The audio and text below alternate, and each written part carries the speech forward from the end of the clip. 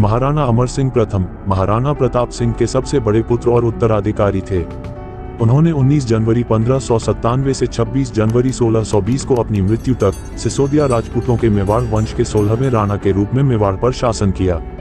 उनकी राजधानी उदयपुर थी। महाराणा अमर सिंह के काल को राजपूत काल का अभ्युदय कहा जाता है। राणा अमर सिंह प्रथम ने अपने जीवन में मुगलों के साथ लगातार 17 युद्ध लड़े, एक भी नहीं हारे, लेकिन हमारे इतिहास ने इतना भी प्रयास नहीं किया कि इन्हें उचित सम्मान दे पाते। राणा अमर सिंह का जन्म व प्रारंभिक जीवन। महाराणा प्रताप के सबसे बड़े पुत्र अमर सिंह थे।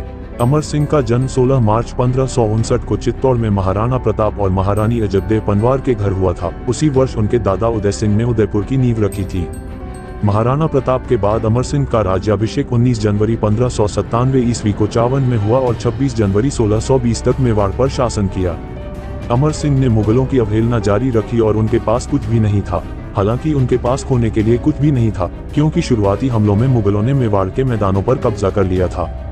अमर सिंह को अपने राज्य की व्यवस्था में लगे लगभग 2 वर्ष ही हुए थे कि अकबर के आदेश से 1599 ईस्वी में मेवाड़ पर जहांगीर ने आक्रमण कर दिया। इस बार सलीम इस संबंध में अधिक उत्साही नहीं था, अतः वह थोड़े समय तक उदयपुर तक जाकर लौट गया। अब राणा ने एक एक कर मुगल थानों पर आक्रमण करने आरंभ किए। बागोर के मुगल थाने के अधिकारी सुल्तान खां गोरी, उनताला कमू खान तथा अन्य कई स्थानों के थानेदारों को राजपूतों ने मौत के घाट उतार दिया और उन पर राणा का अधिकार स्थापित कर दिया। जब जहांगीर सलीम स्वयं बादशाह 1605 में बना तो उसने अपने पिता की नीति के अनुसरण के आधार पर मेवाड़ पर अपना अधिकार करने के लिए कुछ अभियान भेजे, जो निम्न है। 1. शहजादा परवेज 1605। 2. महावत खां 1608। 3. अब्दुल खान 1609। 4. राजा बसु 1611। इनके प्रयास से राणा को चावंद और मीरपुर को तो छोड़ना पड़ा, परंतु मालवा, गुजरात, अजमेर और गोरवाड़ तक छापे मारकर उन्होंने मुगलों की हालत शोचनीय बना दी थी। जहांगीर ने नवंबर 1613 में मेवाड़ की ओर स्वयं कूच किया तथा अजमेर में शाही कैंप लगाया। शहजादा खुर्रम को एक बड़ी सेना लेकर मेवाड़ विजय के लिए भेजा गया। जहांगीर 1613 में अजमेर पहुंचा और खुर्रम शाहजहां को मेवाड़ अभियान का सर्वेसवा बनाया। 2 वर्ष की अवधि में खुर्रम ने राणा को चावंद के पहाड़ों में जा घेरा और जितने मुगल थाने उनके हाथ से निकल गए थे उन पर फिर से अपना अधिकार स्थापित कर लिया। अब राज्य की हालत बहुत ही भयंकर खराब हो चुकी थी और मेवाड़ युद्धों के कारण जर्जर हो चुका था। यह सब देखकर अमर सिंह का पुत्र कर्ण सिंह व कुछ मेवाड़ी सरदार अमर सिंह के पास गए और उन्होंने अमर सिंह से कहा कि इस समय हमारे लिए संधि करना ज्यादा श्रेष्ठ रहेगा।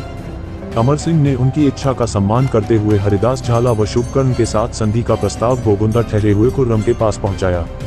शहजादे खुर्रम ने भी इस संधि के प्रस्ताव को मुल्ला शकुल्ला शिराजी और सुंदरदास के हाथों अजमेर जहांगीर के पास भिजवा दिया।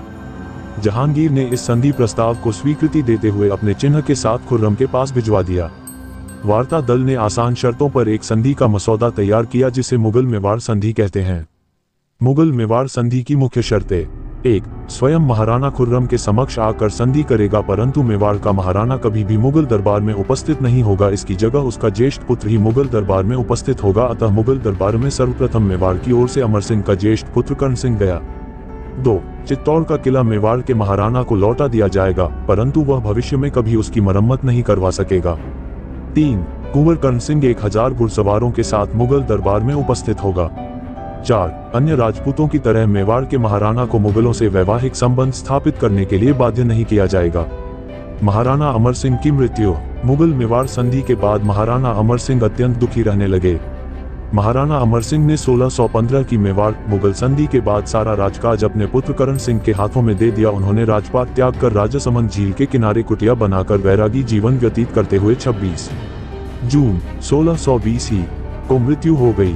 महाराणा का अंतिम दाह संस्कार आहड़ में किया गया। आहड़ में मेवाड़ के महाराणाओं का शमशान है, जहां पर प्रथम छत्री अमर सिंह की ही है।